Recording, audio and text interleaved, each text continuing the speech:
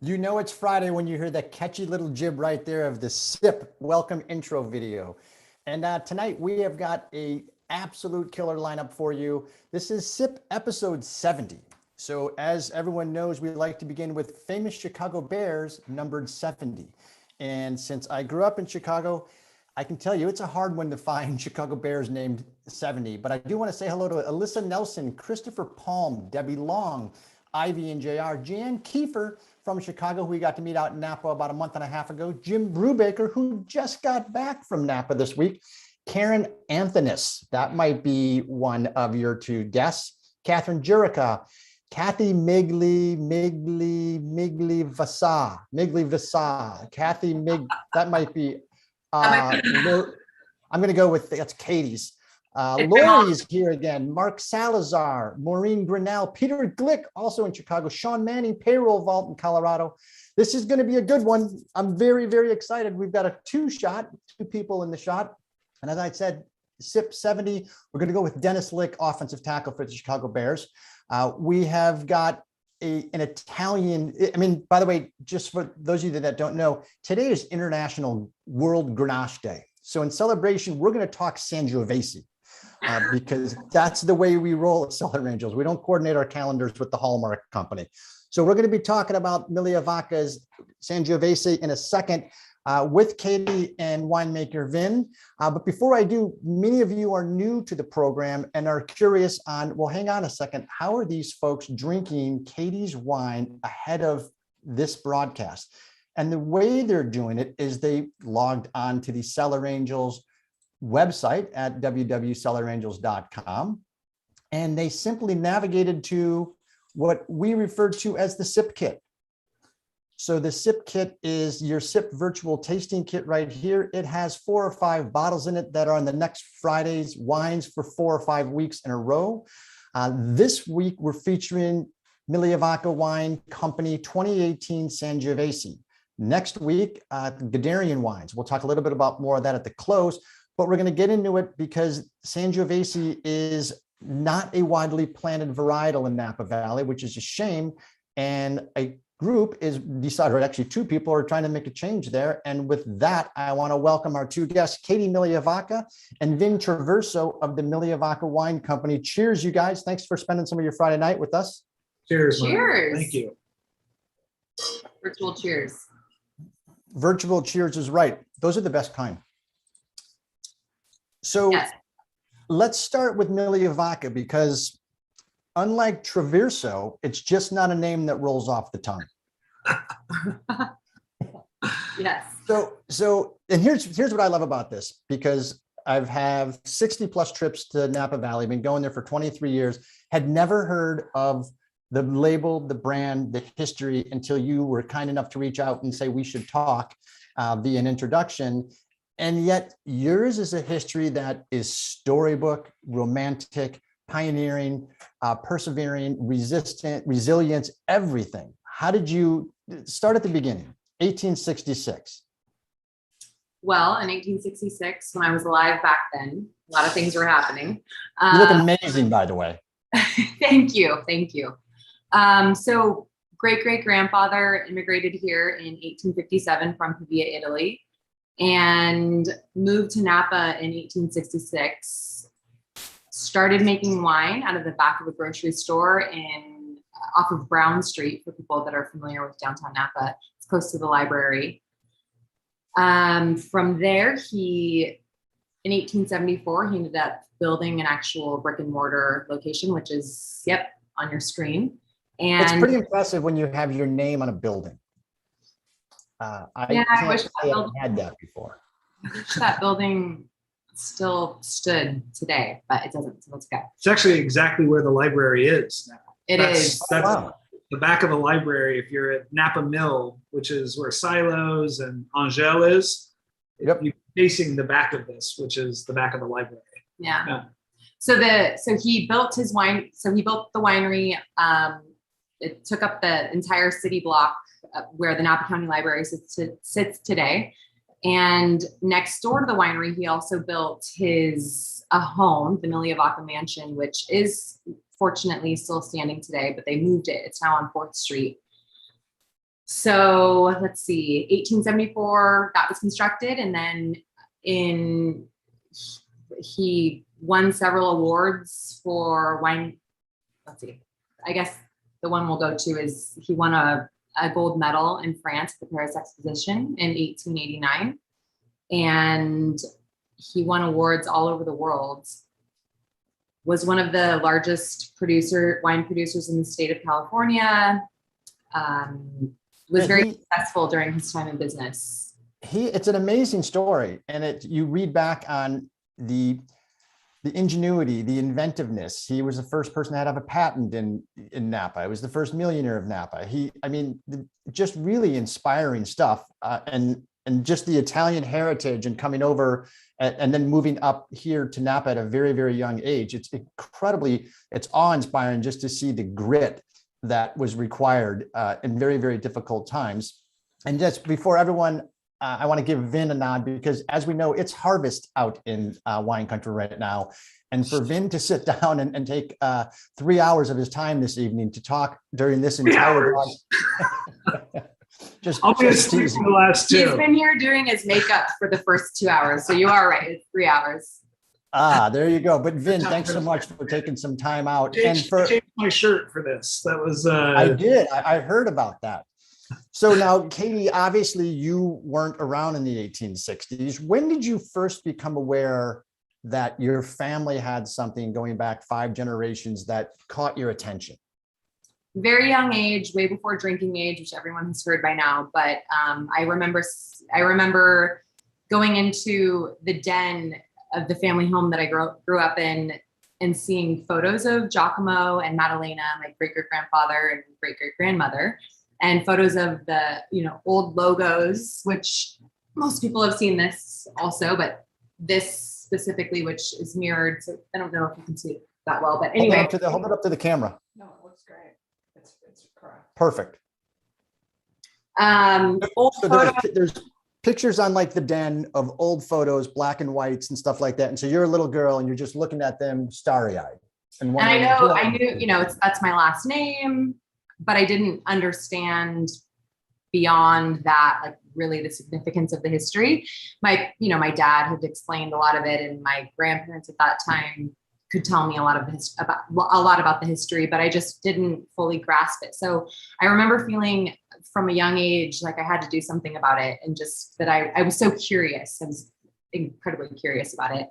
And I would say all throughout high school, I thought about trying to revive the logo and the name and the brand in some way. Obviously, as I understood that it was, really wine that could be the vessel to tell the story. And you went to Napa high school in Napa. Went to Napa High. That's where my dad went. That's where my grandpa went. Mm-hmm. And actually, my great grandfather is standing in that photo. He is the adult in that photo. That's my great grandfather, and then the little kid is my grandpa. That is cool. That is crazy. And he went to Napa High. Are these any of Vin's relatives? Yeah. Yeah, the guy with the hands. You can't see him, but he's actually laying in that alleyway. No, he's the guy with the hands on the hips. Mm-hmm. Yeah, he's the guy with the hand on the hips going, get back to work, people. We don't have all day over here. Exactly. No, these grapes aren't going to harvest themselves. Yeah. So it was way back then. And I always knew after college that I wanted to, that I would have tried to approach this in some way, but I knew that I needed a winemaker. I didn't go to school for winemaking. And in 2016, I fortunately met Vince, and he, as I say, I was able to trick him into going into business with me. And now we're sitting here today. And not only a great business partner, but great winemaker, but a great, great friend and like family. So, Julie Fogarty, hello to you. If I'd missed you earlier. And so if you go to high school, and that's where the dream of basically resurrecting the family brand starts to really pick up some momentum. Did you go to college? I did go to college, yes. So I spent the first 2 years going to Colorado, at the University of Colorado in Boulder, and the second 2 years at Sacramento State. And I graduated with a degree in business administration with a focus in land use, real estate, and development. And that's How did I not hear the Boulder thing before? That's your first demerit. I'm not sure. Only because I went to Colorado State. So I applied there too, and I was accepted. But then I thought Wow. Boulder seemed a lot cooler. So, well, there's two demerits. This will be the shortest episode ever I've seen. Easy. We're at their mercy here. No. Okay, so you met Vin, and you decided you needed a winemaker. You come home from college and you want to give this whole thing a go. And so you guys met, I believe, on a trip to Tahoe. Yep, we did, by a mutual friend, Tad McGinnis, who I work with, and it's a dear friend of both of ours, but Vince actually grew up with him in St. Helena. Now, Pat and I'm sure and I would get along because I recognize the heritage of that last name being 75% Irish. So that would be wonderful. You should see him. Yeah, he's a Gaelic Adonis. Yeah, he is. And so you're on a camping trip and you guys start talking history. And I know you're both huge fans of history. And Vin, you actually have a vocation in addition to winemaking in a lot of historical preservation. Talk to us a little bit about the meeting with Katie and what intrigued you, and a little bit more about your historical background. I have to just say one thing. It wasn't a camping trip. It was a beautiful house right on the lake that we were all staying in. So yeah. So we put camping in air quotes. It was like glamping at a 5-star luxury resort. Beautiful. It was an old cabin in Zephyr Cove. It's a beautiful it's kind of old Tahoe. Okay. It's where the folks that are escaping the casinos. It's on the Nevada side, but it's beautiful. Got it. And I remember Katie remembers sort of first meeting me. I remember first meeting her, and she was a friend of Pad's, which automatically gave her credit in my book, the friends that we were there with. My first memory is of a breakfast where I brought out I had just released my first wine, or it was being released, and the label was being done, and folks were asking about it, and I was talking about this label with this bee on it, and it was the bee on it. It's a rosé called Ambrose. I had made it the year before, and I was very excited to be releasing my first wine. And Katie started asking me questions about this bottle and about how I did and about my winemaking background. And I told you, obnoxiously curious. Yeah, it was a little bit. It was like easy, we just met, and it was maybe the second or third morning, and then she started asking very probing questions about the wine industry, and then there was this reveal, and she had this article that had been written, I think, just the January before, maybe just 3-4 months. This was in March that we were there, and I had just returned to the States. I had been out of the country for 10 years, basically. In early March, I finished my last year abroad, was in Verona, Italy. I returned in early March, and we met on March 12th on this fly-by-night weekend that had just come together randomly. Wow. And so less than a week after returning I had been to the US, for visits and everything, and had worked a harvest the year before, but really for the first time in a decade in my home country. And then this story lands in my hands, and I think you had a printout of it. No, I just emailed it to you. You emailed it. And Vin, you should probably clarify for people, because when people say I was out of the country for 10 years and I was able to visit, it sounds like you were court ordered to leave the country. So let people know that it really wasn't. No, I'm a Nigerian prince, and I was in exile. So you're the guy sending me the emails. Story is behind that. In my former life, I spent 7 to 8 years as a diplomat in our foreign service. So I was with the State Department. I had several tours abroad. I was a Middle East specialist, and had kind of gone to all those garden spots for a number of years. And in 2013-14, I began to make a transition, finding my way out of that line of work and possibly into another.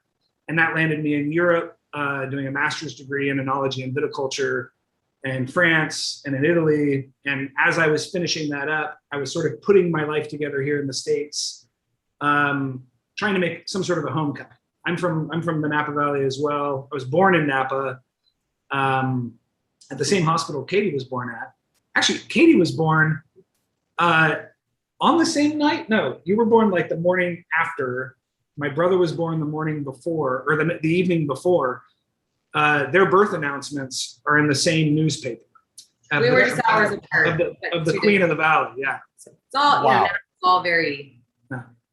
But I grew up in St. Helena. And anyway, she hands me this story that had been written about her family's wine company.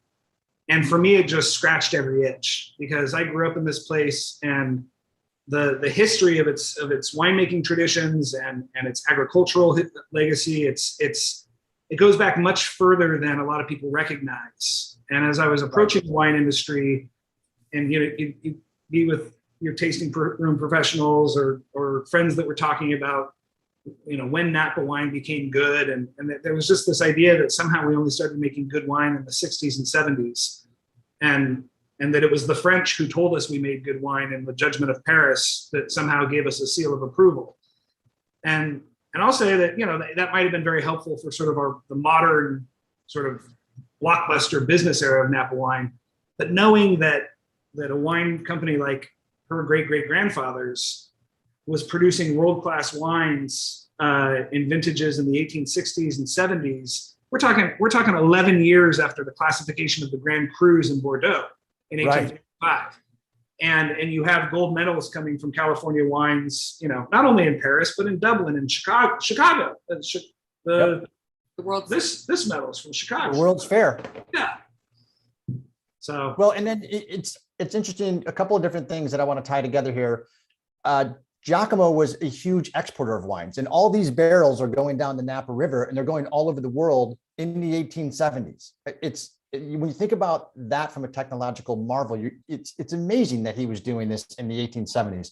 Vin, you also mentioned Verona, Italy, and most Cellar Angels know that our stemware from Bottega del Vino is actually handmade, mouth blown in Verona, Italy. And by the way, the supply chain is now fully complete. Everything is back in stock. So if you want the best crystal in the world from Verona and a family recipe there, it's available on the Cellar Angels website. But fast forward, because you got to work alongside Vin, a pretty prolific winemaker, and his father. And how did you fall in lockstep with Kirk Vengi? That all came together sort of as miraculously as the meeting with Katie. I had grown up in the same high school with Kirk. He was a few years ahead of me. We were both in Boy Scouts, and I knew who he was. I didn't really know him, though. I knew his father better, but I didn't know he was a winemaker. I didn't know that there were, things called winemakers, people called winemakers. Right. It was just a part of growing up. Your first job was helping somebody prune their vineyard or work a bottling line. And Kirk had been around, and I knew the name mostly because when I was a teenager, I would trespass through a property that Kirk's family had bought. It's on Crystal Springs Road, sort of between Calistoga and St. Helena. And it was the old Rossini Ranch. The best swimming hole in the Napa Valley is the St. Helena City Water Supply, which is in Bell Canyon. This is not telling you. Yeah, don't go, because so far we've covered underage drinking, trespassing, and the show is 18 minutes old. This is I've been escorted out of there by the St. Helena police before, who were lovely. Yeah. But I used to trespass through Kirk's property to get there, and he actually had stopped me and my friends one time going through the vineyard, and he was very kind about it. He just asked us to mind the deer fences, because just behind that property was a little lane with a big blackberry patch along the creek, and then this dam that you would hike up and swim, and there was a water tower you would jump off of. It was great. Oh, cool. Yep, absolutely. So I had applied to work for him in 2008, before my decade abroad began, for Harvest. And I only applied there because I thought if I worked at Vengi Vineyards, I would have free reign to trespass through that vineyard for probably the rest of my life. So you applied for the job for swimming rights. It's an interesting angle. Yeah. Well, and I want to. Anyway, and long story short, I ended up working for him when I moved back to the States. Well, and it's interesting because many of us know Kirk, and certainly as the offspring of Niels Vengi, and Niels had the first 100-point wine in Napa Valley, the 86 Groth Cabernet Sauvignon. Kirk has gone on to make quite a few wines for Vengi and also be consultant for numerous other brands, 1111, Jack's. He also does Entrepreneur, Promise, Entrepreneur. Yeah. It goes on and on and on. And again, another multi-generational Napan that knows exactly where all of the best vineyard blocks are. And we're going to get into kind of some vineyard designate stuff that you've chosen for Katie's portfolio. But I do want to kind of get into the Sangiovese. And before we talk Sangiovese, we're going to do our first poll question. And I also want to give a shout out to Scotland Kiefer, Steve D, who is in the house. And no one got this week's trivia question correct in the email blast. So that is disheartening because no one was able to win the prize money. The $150 will roll over to next Tuesday's email. And hopefully someone those are all speed answers. So the first one to respond to that trivia question wins.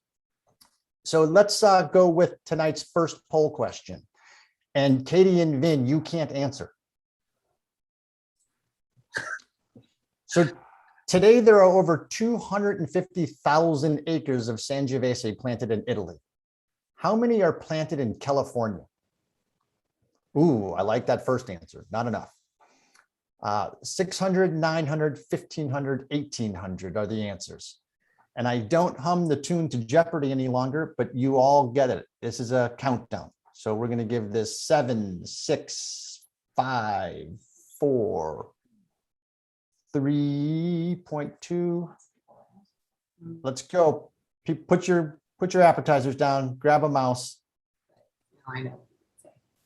And this poll is over. Okay, Vin or Katie, any guesses? 1,500. Vin? Not enough. That there are two correct answers. I should have had, answer F. The correct answer is 1,800 acres. 1,800 acres. Got it. Only one person got it. So if that person would reveal themselves with integrity and not fabrication in the chat, that would be terrific. Lori with an exclamation point and authority got that correct.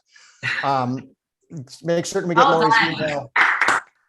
Well done. So interesting too is when you think about 250,000 acres in Italy, most people know that Chianti region in Tuscany is basically all Sangiovese based, but not many people know that Brunello di Montalcino is 100% Sangiovese. And that is allegedly, supposedly the best Sangio in Italy. Best is kind of up to interpretation, but that was actually well done. So Sangiovese, it's in our glasses, it's in your glasses. Tell me, Katie, the thought process of, I'm in Napa. Napa's known for Cabernet and Chardonnay. So, if the tail's going to wag the dog, you would probably do that. But you decide, no, I'm going to pay homage to my heritage. Or how did the decision come? So we met, and then very quickly we became fast friends and then fast business partners. And in a brainstorming session, we were talking about the varietals and what could be our first release. And I will say that none of what I do has much to do with like what Napa's doing. So the Italian varietals, it was Vince's great idea to make a Vermentino. And he had suggested, we went back and forth with the Sangiovese, and it just seemed appropriate for the story. And we talked about, okay, let's do this for the first couple of releases, and then we will go and do different varietals, different red varietals. So it was really just about honoring the story, the Italian story. So. Well, and I love that. And by the way, the Sanjo's tasting amazing. We're drinking the 2018, and I didn't decant it. It's been decanting in the glass for about 45 minutes, but it is absolutely delicious. And to honor more of the Italian heritage, I'm wearing Chad Angelo's shirt for Angelo Cellars because it's the only Italian piece of clothing I own. And Chad is usually on. He's a winemaker. He lives in Colorado, oddly enough. So that's how I'm helping pay the history. But Vermentino, Vin, Katie, you were kind enough to give us a bottle of that. That wine kills. That wine is so freaking good.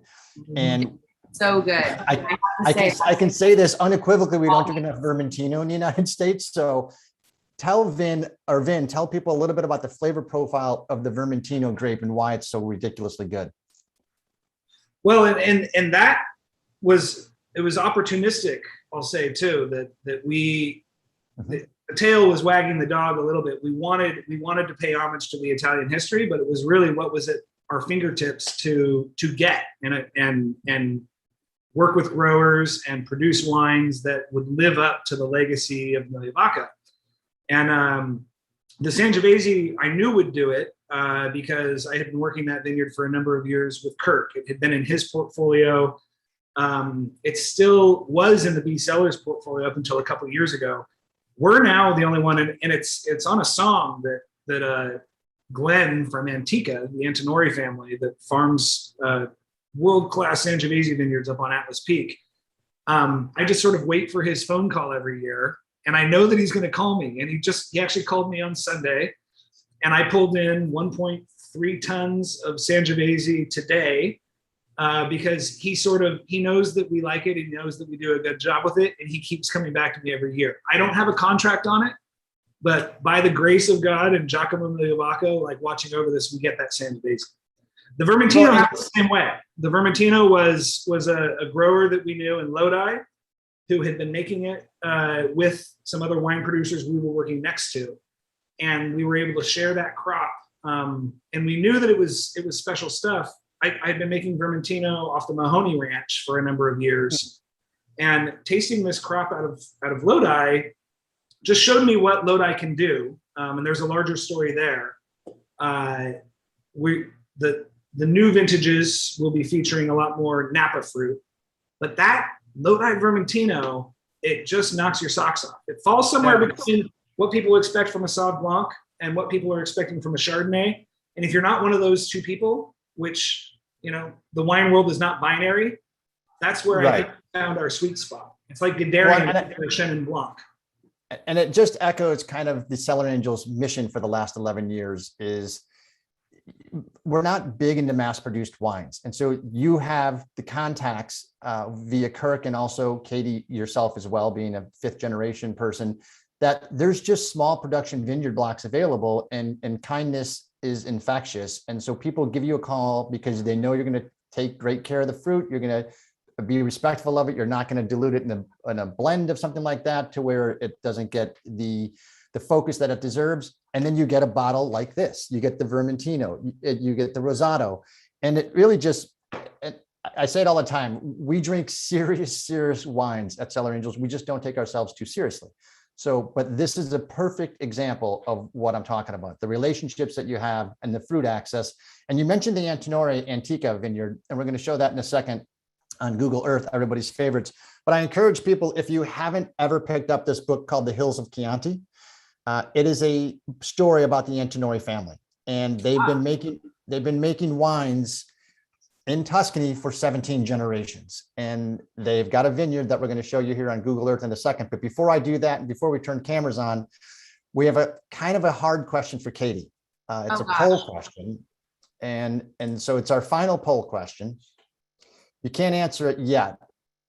Katie doesn't even know the question. Or you can't answer it until the end. So okay, not many, the answer. Not many people know that if Katie wasn't resurrecting her family's winery, she would be a historical art curator for Italian Heritage Napa Valley wineries, working at an equestrian rescue and rehabilitation ranch, a competitive open wheel sailing pilot, interior decorator for historic homes, or other. One of those five It's answers. really interesting. The people that are on here that answer this, just what they are getting from me. The vibe. And by the way, Steve The D. vibe. Steve D loves the Vermentino. And Thank you, Steve. and Oh, I think I know who that is. Steve Incognito D. I think I know that person, Steve Incognito D. Yes.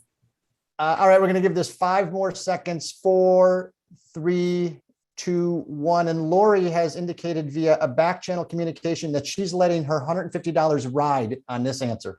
Whew.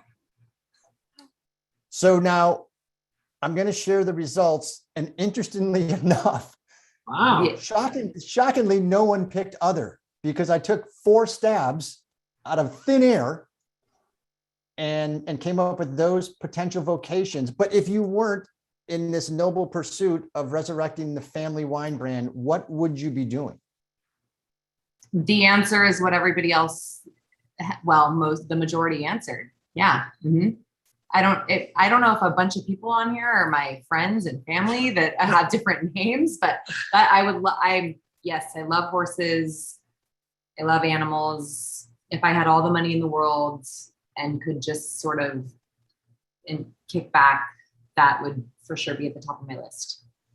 She became kind of Facebook famous for saving a horse, a particular horse in was it Havasu Canyon? Yeah. It's a long story, but I will tell you that there is a horse named Pace that is no longer an abused animal trailing down the Grand Canyon and lives here in Calistoga, and she visits it once a week. Sunrise Horse Rescue, shout out to them. They're amazing. And yes, yeah. Pace, this horse, lives there, and he is fat and happy. Right next to Kirk Vange's house, actually, just north of Calistoga. Yep. Is Sunrise at all associated with Tamber Bay?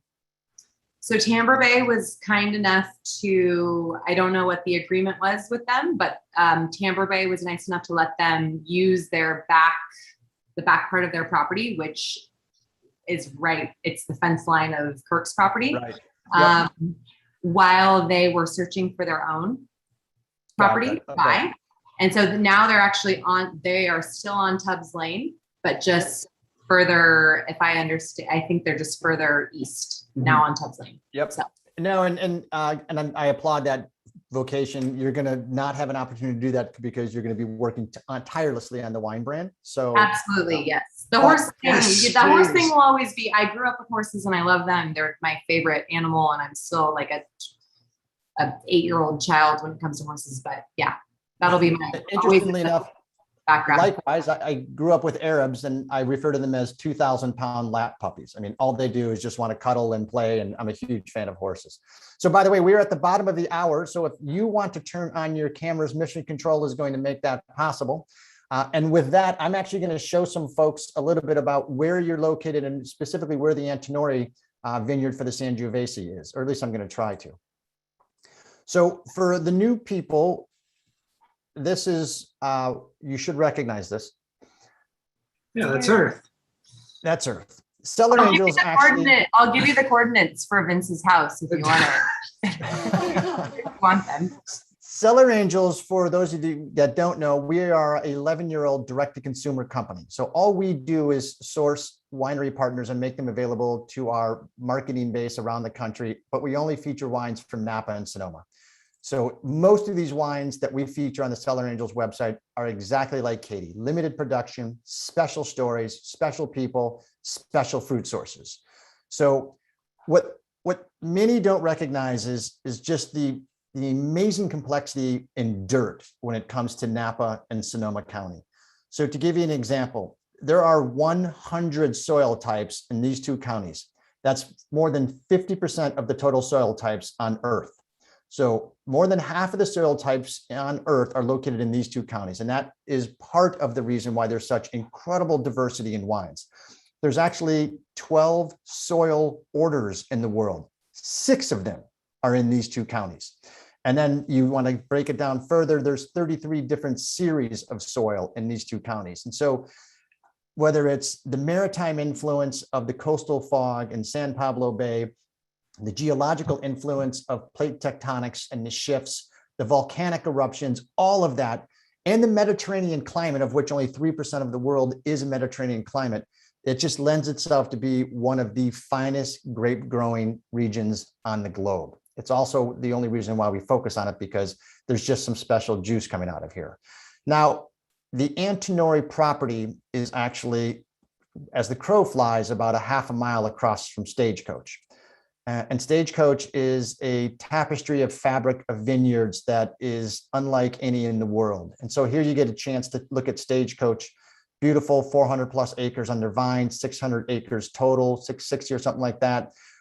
You could zoom in on this and just see all of the different hills and valleys in here. And this is a rather steep one over here, but the Antinori property is across the valley, sitting right down here. And as we take a look at the Antinori property, it's a pretty special place.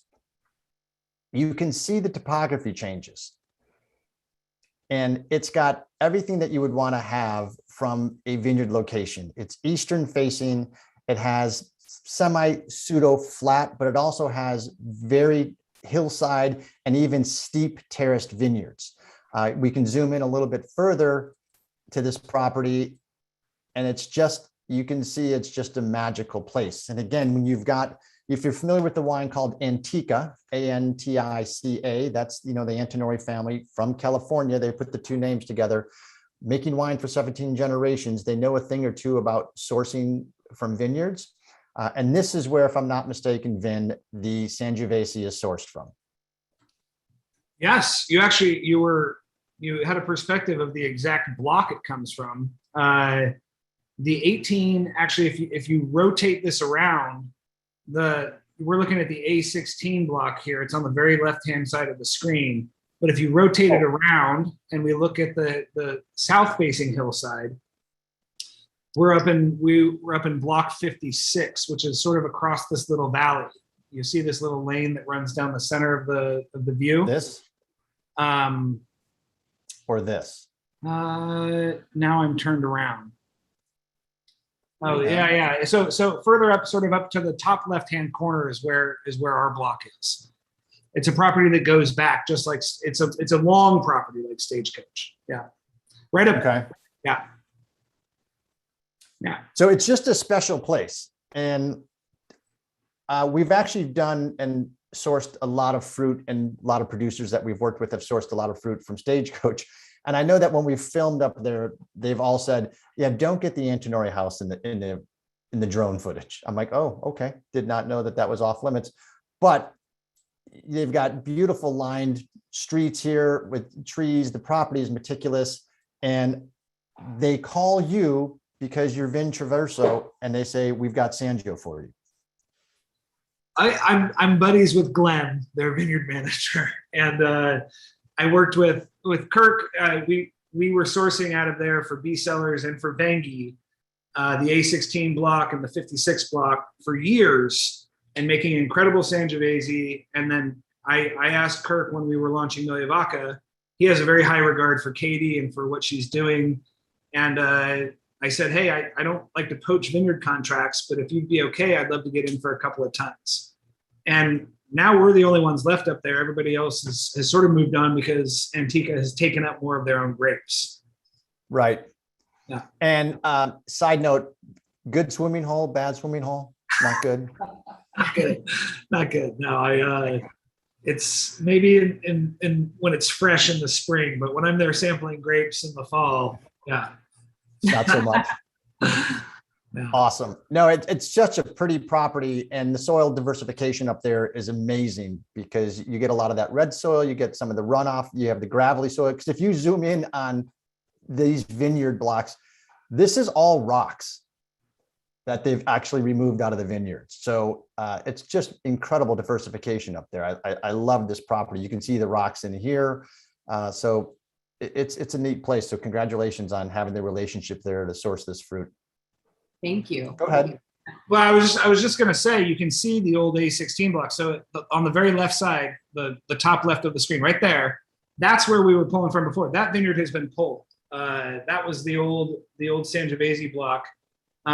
We've never made the wine out of there, but Kirk did for years, and it was replanted, I think, or it's being replanted because that's why they moved out of that vineyard. So now we're on the other side, and we have been since 2017 or 2016. Yeah. Okay, so Katie, we understand the passion, obviously, for the heritage and family relationship and paying honor to the generations before you with regards to the Sangiovese, the Vermentino, and the Rosato. Tell me a little bit about kind of future-proofing the whole business. What's next in the portfolio for you? So, I don't want to grow too large. We have some other ideas, and we have some other wines that we will be releasing, different varietals. In the future, I would love to have an actual physical tasting room, something downtown, maybe in a building that was owned by Giacomo that the family built. And we are steadily increasing our production every year. And we have some exciting, some varietals that we have right now that we're going to release in upcoming years. We have some very exciting, fun labels and stories behind the labels and reasons for certain things that we're honoring. Again, back to Giacomo and family and heritage. And let me ask Giacomo for reference question for a second. Is, you look at 1866 starting, and I think, correct me if my dates are wrong, Charles Krug started, I think, in 1861. So you're not that far after that, but then you're making wine for 50 years, and what happens? Prohibition. Prohibition, and they probably could have, kept going and tried to keep things running. But Giacomo and Maddalena had 11 children, 10 children that were living, and he passed the business over to his sons in 1908. He passed away in 1911, and in 1919 his sons closed the business. But they had a lot of other things going on. There was an investment company, and they were one of the first investors in the Bank of Italy, which became the Bank of America. They had a lot of real estate holdings in San Francisco, in Napa. So I think that with Prohibition, they thought, oh, we don't really need this anymore. And a big part of my motivation is the fact that this person from, that's someone that I'm related to, had come here, this entrepreneur creates this great thing that could become a legacy, and then nobody did anything with it. That is the motivation. That's been the motivation even when I was, when I was really young. That was, I thought, how is no one doing anything with this? How come, even my own dad, how come his dad, why haven't any of the people in my family before me done anything with this? And so that was the inspiration behind it. So, I'm the last Migliavacca in Napa. I have a sister. She's married. Don't say. But and she's still in Migliavacca, but I'm the last person in Napa with the last name. And I thought, if I don't do it, no one's going to do it. No one's going to do it. And then it's just going to be done forever. So 11 children. I shudder to think the amount of grandchildren, great grandchildren. How has no one, at a family reunion, you just look at people and slap them and go, you slackers. Why have you not done anything? No, not at all. But you know what? I say no, but I actually, we have such a small family that I have no one to slap. So maybe I would if I went to a big family reunion. I don't know. We have a very small family. Interestingly enough, several of Giacomo's children didn't have children, and he sent one of his sons to Galveston, Texas in 1898. What did he do for that punishment? I know, that's what everybody always says. They're like, I went I went and found the grave in the old shop. He set up the son. It was Jane. I forget which son it was. John was sent to Galveston to coordinate the export to Europe. Okay, that so does wine, make sense. the wine would go down the river. Giacomo sent him there because he said it's cheaper to export wine from Galveston than it is from the Port of Oakland. So I need you to go. So you, John, you're going to Galveston. So then they would railroad it to Galveston and then ship it from there because it was cheaper than going down to San Francisco and the Port of Oakland. Yeah. Yep. I mean, it was incredible, and there's a long story behind incredible. the Galveston trip. I popped in there for a day after a bachelorette party in New Orleans, and I went to Galveston. For a day. By the way, how hammered were you? They aren't even close. It was wild though to find Migliavaccas in Galveston. I found graves, and I ended up actually in the shop by happenstance where he used to run his wine business. The other son was sent up to near Seattle. Bremerton. He started the Bank of Bremerton. Bank of Bremerton. He went on his own. He wasn't sent by Giacomo. So Giacomo sent John to Galveston. John had children who had a lot of children. So they have actually been having family reunions for several years. I've never met any of them in person, but there have been several people through this whole venture of launching the wine. I've had several people reach out to me that are the same lineage as I am to Giacomo, or they're that is awesome. It's that is special. And really, really special. And there is one person in Houston, and so most of them are in Houston.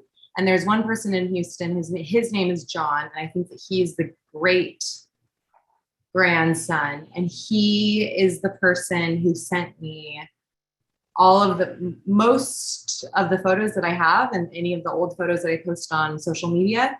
He scanned everything. He came to Napa. I was really young. I never met him, but he met with my dad and my grandparents and my aunt, and he collected photos and he scanned them and he put this Excel sheet together that has numbers and tells you the date. And so he sent me a thumb drive with all of this information. I'm talking hundreds and hundreds of photos. So, oh, that is super cool. Yeah. So very cool. But there's a bunch of Migliavaccas in Houston, but just me in Napa. Interesting. And there's a significant amount of Houston winemakers or Houston citizens that have moved up from Texas that are now making wine in Napa. Keith and Shelley Webster. Where was Kim and David Vance from? Were they from Houston? They were from Houston, from Zoetic. So there's a bunch. It's a fair amount. Again, great. Yeah, I just met them recently. Oh, that's right. Yeah. At GOTS. Yep. All right. So are you able to tell us beyond the 3 wines that you have, what's going to be the next SKU? Or is it still a surprise? Sure. We have a cab coming up. We sold out. We made a Napa cab. Yep, you guys, we're done. It's there. Yep, you're not in. So that was a riveting announcement. No. It's been in the works for a couple of years now. We found the right vineyard, basically. I still work alongside Kirk for all of his consultancy, like the home winery. I'm in his office at Vangie, but then we've got that network of clients, and a lot of what we do is Cabernet. And when you make that much Cabernet, and then Migliavacca's not making a Cabernet, you gotta square that circle. So I did say that everything that we're doing, I'm not really motivated by what Napa is doing, but I'm also thinking now longer term what people might want to see from us that could be advantageous for us. So we've got Cabernet with a twist too. It's gonna be interesting. That there is still a big reveal about, if there was the triptych that came out before, the Sangiovese, the Vermentino, the Rosado, the red, the white, the rosé. The cab is being released. There's a Sauv Blanc in the works as well, but the cab is going to be there's something that's going to stand next to it, because we talk a lot about Giacomo, but there was also Maddalena, who was his wife and the mother of his 11 children. And I'm very proud that this company is female founded, female led, female run. And I guess it was male founded. Amen. Male founded and female resurrected. And we're not doing some piddling, Giacomo's the cab king, and Maddalena will be our sort of demure, more feminine Pinot. They're going to stand together side by side, and we've got it's cool. It's going to be a hell of a release. Look for it in about a year to a year and a half. Well, and so it's a good dynamic question with regards to, Katie, your vision for for Mig Wine Company and kind of where you want to take it. And then balancing that, Vin, with kind of your access to fruit. How do you two work on the business strategy, the plan, the case production? You said you don't want to grow too large. What are you at right now from a case production? 300 cases a year. 300 cases a year. And then so, if you look at your 1, 3, 5 year plan in your head, vision wise, what does it look like from a case production, and how do you two sit down and map that out? Vince calls me at about 10 p.m. On a Tuesday night and says, I have this idea. No, I talk to him every day, and he'll, honestly, it kind of grows organically with what contract he might be able to secure, what fruit he might be able to secure. And it is constantly evolving, and it is a constant flow of communication. And what do you think of this? What do you think of this? What about a small amount of this or a larger amount of this? And so it changes from day to day, truly, week to week. I was just going to say, has there ever been a time? Not a scary thing to people. It's a very beautiful thing that the conversations we have are quite just out of the box. Well, I was going to say, has there ever been a time, and I'll go to Vin on this first, where Katie has come up with an idea and you just flat out look at her and go, no? But it's always the other way around. Yeah. It's the other way around. Yep. It's always so Vin's the mad scientist, and you look at him and go, yeah, no, I'm not doing that. I mean, who wouldn't want Migliavacca? Yeah. She said no, but her sister is a cocktail drinker. So I said, you know what? We'll go to your sister. She's a Migliavacca. We'll do the vodka project with her. Yeah. We'll keep you. You kind of you scared me a little bit, because you said we're doing Cabernet with a twist, and I can't get a Cabernet with a lemon. No, it's not a cab with a vodka shot to it or something.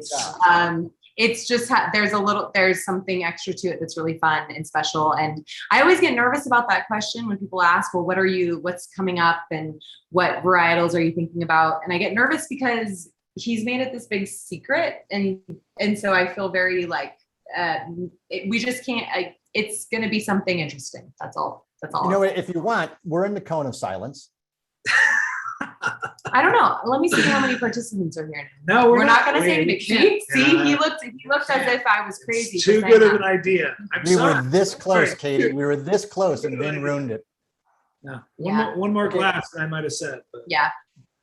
All right, we'll go an extra hour. The network has already given us the approval.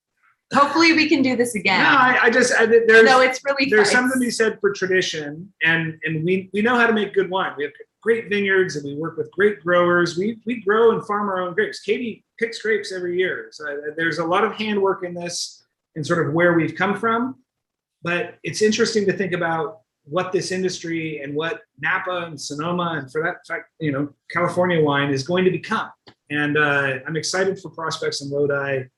I'm excited for new ways of presenting wine and changing some paradigms, And I think I told told you and Denise this, Martin, that there are so many people who have come to Napa and they have a lot of money and they need to lose money on something. And so they start a winery and it's great. And then they can hire amazing winemakers, and the wines are beautiful and lovely and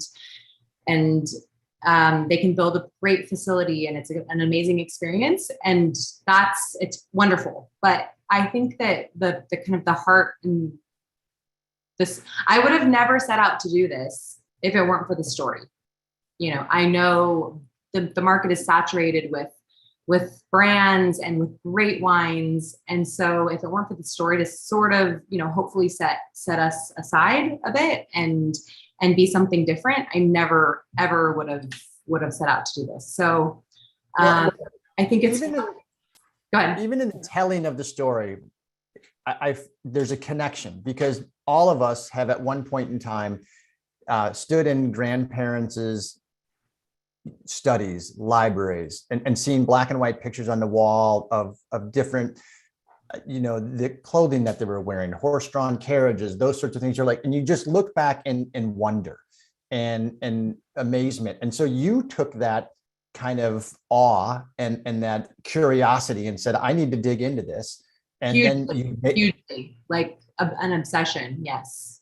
Yes. And now you've made it a business. And I love that you started out paying honor to the history versus doing what Napa would steer you to do. You plant the king and queen, you source cab. Yes, you can throw a rock in Napa and hit $100 cab producer. You don't even have to have a good arm. And you went with 3 Italian varietals. So hats off to you. We have a lot of folks that always ask us, where should I go when I come to Napa Valley, and how do I taste with Katie? And that's a good question. So how do they taste? And without Vince, right? That's the biggest question that I get to. Yeah, thanks. Yeah.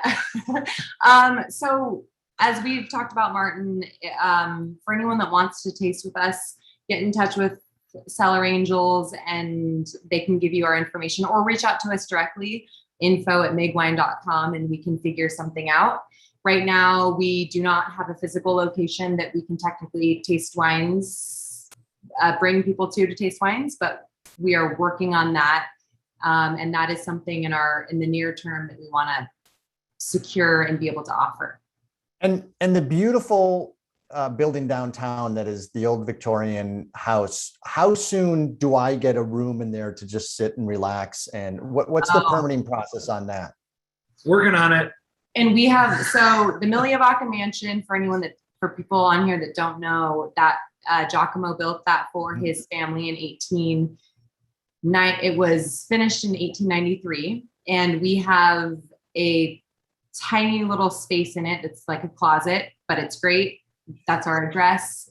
Vince's idea, which was amazing. He wants the first room that becomes available to make it his crash pad. So you have to come after that, Martin. But we have an amazing, the landlord is wonderful and has been really just flexible about, thinking about long-term, maybe a longer term opportunity. Right now it's not zoned for, it's literally right on the line of commercial, it's light commercial, residential, so you can't do wine tastings there, but we'll fix it. We're trying. Yeah, that's a hope. We wouldn't be able to do it if it weren't for the landlord being flexible and open to entertaining the idea. So no, that's awesome. I'm a big fan of that. And we'll figure out that zoning, because I think there's a special exemption for crash pads. And so if not, there should be. Tasting crash pads specifically, I think. Yeah. Exactly. Yeah. Right. They follow one another. The city council. But I said, if we get this place back in 5 years, we do this. I said, my fee will just be the back half of the second floor. Because I have an old historic bar in Oakland, and I got my business partner there to build me a crash pad in the back of that one too. So right. So you know how this works. In a way, he's just chipping away at me slowly. Yeah. Right. Yeah. Anything, Katie and Vin, that you want to leave the audience with? Oh my gosh, thank you so much for new people that are listening to this. I've told this story so many times to people that and to, actually people who have heard this story several times now that are on this, thank you. I've told this story so many times. I'm so passionate about it, and I can't say thank you enough to people who are willing to listen and give me a platform to talk about it more. And thank you so much for the support. And Cellar Angels, I think that what you're doing is incredibly special and unique, and it feels really good just knowing what you guys are all about. So thanks for giving us the time and Yeah, considering. that's easy. It's our pleasure. Yours is the story that we want to tell, and everyone knows great wine has a story. Some stories we're not that interested in telling. The 16 million case producer, not an interesting story to us. Someone who is immediately triggered by the romanticness of a black and white picture on a wall at the age of 12, and then pursues that and then makes a business out of it and then is building a brand around it. That's a story worth telling. So hats off to you, Katie and Vin, for everything that you're doing, because it really is magical. And sharing this wine with us this evening was spectacular. So thanks to you for that. Thank you guys. so much, Martin. Yeah. Just a quick note. Wine Club has shipped, and we are going to be tasting with the Winemaker in October for Wine Club members on October 7th, a private event. Next week, speaking of Guderian wines, we have talented winemaker Shana Harding and 12-time Olympic swimmer medalist Natalie Hall. Natalie and I are going head to head in a 200-meter freestyle race. I will be wearing a Speedo. No, we won't. I will not be swimming. It's just all, I swim like an anchor. It's not good. But we will. I have to say, Shana, Vince. I see Shana every day. She's a dear friend of mine. She's my favorite winemaker in the Napa Valley. And he's not just saying this right now for this. I have to go to Honeycutt where they make Guderian and DR Stevens. I go there every day. It's part of minding the portfolio of our wines and Kirk's wines. I usually spend about a half hour to an hour more than I need to at Honeycutt where they make Guderian, because I just enjoy Shana so much. So yeah, I'm gonna send her a little clip that it's sincere. He's always like, yeah, Shana's, she's like one of my favorite people to see. No, it'll be 2 weeks in a row of a 2-shot, because we're going to have both Shana and Natalie on, and it's going to be something special because their Chenin Blanc from 50-plus-year-old vines is legendary. Killer. You guys, thanks so much. Stay safe. Enjoy the rest of your weekend. Be good. Thank and you as guys we say so at Cellar much. Angels, be good to one another. Cheers. Thank you. Bye-bye. Good night.